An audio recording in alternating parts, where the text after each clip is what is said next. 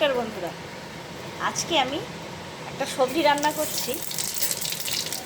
সবজিটা খেলেই জিভে জল এসে যাবে। আগে তো আমি জিরে ফোড়ন লঙ্কা ফোড়ন দিয়ে দিই।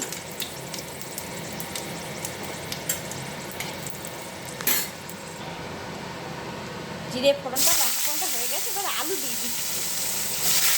আলুটাকে আমি একটু ভাজা করে নেব।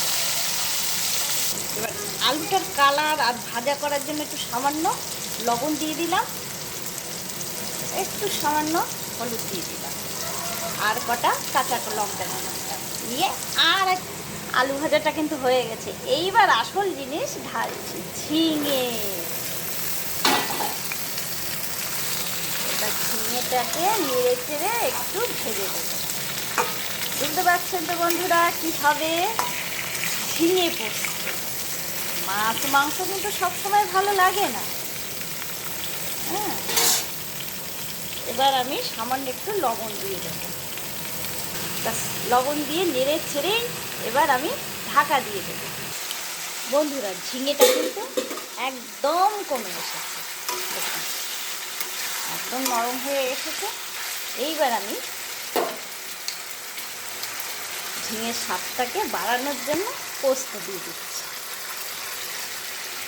ব্যাস, এবার পোস্তটা দিয়ে নাড়াচাড়া করতে হবে। একটু আমড়ে গেছে, আমড়ে এসেছে বলে পোস্তটা দিয়ে দিচ্ছি, না হলে স্বাদটা ভালো পাওয়া যাবে না। ঝিঙে পোস্ত কিন্তু খুবই ভালো লাগে বন্ধুরা। মাছ মাংস তো আমরা খেয়েই থাকি, কিন্তু কিছু কিছু নিরামিষ আছে মাছ মাংস ফেল করে দেয় বন্ধুরা। এবার আমি হলুদ দিয়ে দিলাম। হলুদটা দিয়ে আবার একটু নাড়াচাড়া করবো। কেমন হচ্ছে বলবেন বন্ধুরা।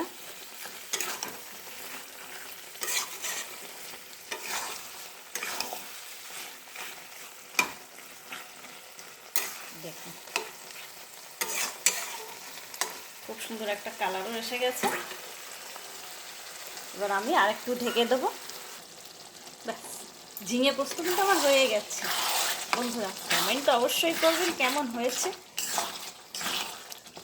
ও, জিভে জল আসছে। রান্না করেছি ঝটপট, দেখি একটু খেয়ে দেখব, তাই তো? গরম ভাতের সঙ্গে একদম মজে যাবে আজকে দুপুরে। কেমন হয়েছে কেমন হচ্ছে কমেন্ট করবেন বন্ধুরা। নমস্কার, থ্যাংক ইউ।